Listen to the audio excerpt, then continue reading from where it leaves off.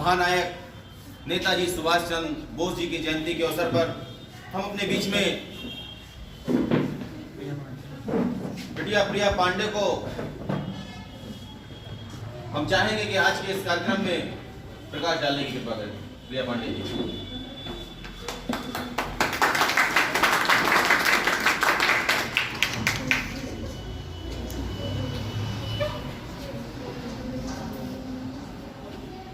चंदन सा आदर है, कुमकुम से आस्था।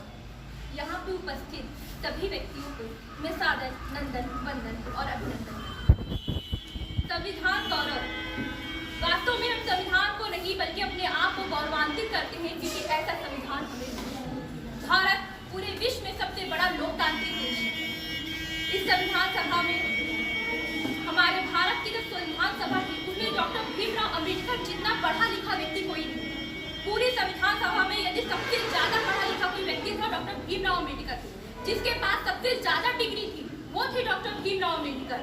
वो व्यक्ति जिसे कभी पढ़ने का मौका नहीं मिला, वो व्यक्ति जो क्लासरूम की खिड़कियों से बैठ के पढ़ा, और वो व्यक्ति जो घर से बोरा लेकर जाके बिछा के पढ़ता था, और वे व्यक्ति जिसे लोग पानी शेयर नहीं करते थे, वो घड़े से पानी जो प्यून होता था, चपरासी होता था, वो घड़े से गिलास से करके ऊपर से ऐसे पानी डालता था कि कहीं ऊपर से ना हो जाए उनका हाथ। उस व्यक्ति ने हमारे संविधान को रचा। उस व्यक्ति ने दिखा दिया कि होनहार बिरबन के होठ चिकनी बात, जो राह संघर्ष की चलता है सफलता उसी को प्राप्त होती है। जो संघर्ष की राह, क्योंकि सोना जितना आग में तपता है वही निखर पाता है। कोई भी व्यक्ति प्रतिभा को बंदी नहीं बना सकता।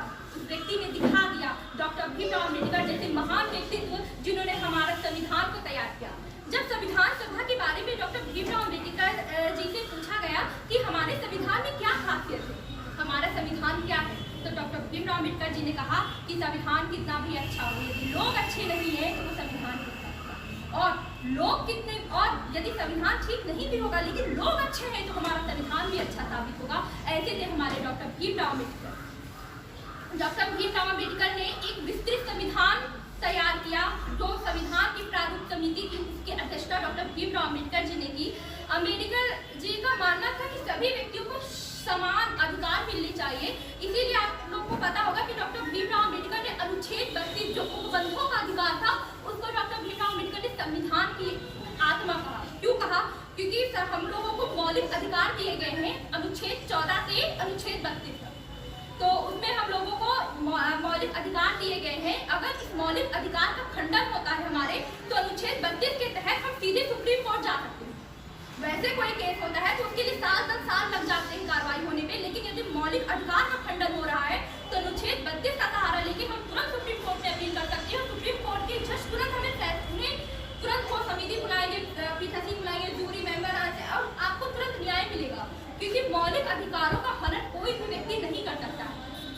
तो इतने दिमाग जिसने लगाया, इतना मतलब अगर आप संविधान पढ़ते हैं तो आपको पता चलेगा वो व्यक्ति कितना बुद्धिमान था, उस व्यक्ति कितना पढ़ा लिखा था। आज अगर ऐसे व्यक्ति को आप ढूंढेंगे तो नहीं मिल सकता, असंभव है। उनके जितना पढ़ा लिखा, उनके जितना बुद्धिमान व्यक्ति असंभव है मिलना। कि वो जिस वर्ग से थे, वो जिस जाति से थे, उसने उस जाति से उठा और महिलाओं के लिए जो किया, ना कि सिर्फ दलितों के लिए, उन्होंने महिलाओं के लिए जो कर्म किया, जो काम किया, वो अविस्मरणीय है। उनको स्मरण करना ही पड़ेगा। अगर आज महिलाएं इतनी ऊपर उठ रही हैं तो इसमें डॉक्टर भीमराव अम्बेडकर का सबसे अधिक योगदान है। उन्होंने ना सिर्फ दलितों के लिए, इसलिए हम सभी को ये याद रखना होगा कि आज आपके पास जो दौलत है वो बाबा साहब की बदौलत है, और आज आपके पास जो पेन है वो उनकी देन है। आज आपके पास जो कार है वो उनका उपकार है। आप कभी भी डॉक्टर भीमराव अम्बेडकर की स्टैचू देखेंगे, मूर्ति देखेंगे, तो आप हमेशा देखेंगे कि उनके पास एक किताब रहती थी और वो अपना हाथ ऐसे ही किए रहते, हमेशा हर मूर्ति में आप लोग देखेंगे।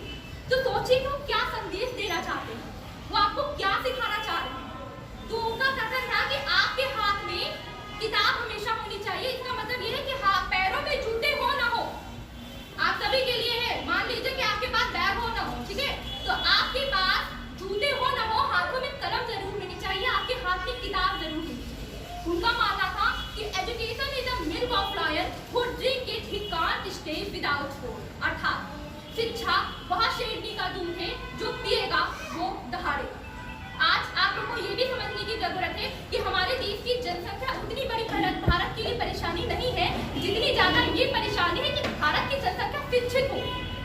जनसंख्या परेशानी नहीं हो सकती, लेकिन यदि जनसंख्या है और वो शिक्षित नहीं है और उसके पास कोई स्किल नहीं है तो ये परेशानी की बात है। इसलिए हमारा लक्ष्य होना चाहिए था जो बाबा साहब ने हम लोग को दिया है, जो हमारे संविधान में हमें शिक्षा का अधिकार दिया गया है। सोचिए कितनी जरूरी चीज है कि संविधान में बाबा साहब ने शिक्षा का अधिकार दे दिया कि 14 साल के बच्चों को निःशुल्क अनिवार्य शिक्षा देनी ही होगी। यहाँ तक कि मौलिक अधिकार में किया गया जिसका खंडन असंभव है। सुप्रीम कोर्ट इसकी रक्षा करेगा। शिक्षा इतना महत्व दिया है बाबा साहब ने, क्यों दिया है? क्योंकि सबसे बढ़कर ये है कि प्रत्येक व्यक्ति शिक्षित होना चाहिए। जब व्यक्ति शिक्षित होगा तो देश शिक्षित होगा। इसी क्रम में हम जानते हैं हॉकी के एक महान प्लेयर थे और उन्होंने कहा, जब उनसे कहा गया, हिटलर ने कहा कि चलो मेरे पास आ जाओ, हम तुम्हें मेजर बना देंगे, तो उन्होंने कहा, मेजर ध्यानचंद बहुत प्रसिद्ध व्यक्ति है, तो उन्होंने हिटलर को जवाब दिया कि देश का कर्तव्य मुझे आगे बढ़ाने की नहीं है, ये मेरा कर्तव्य है कि मैं देश को आगे बढ़ाऊं।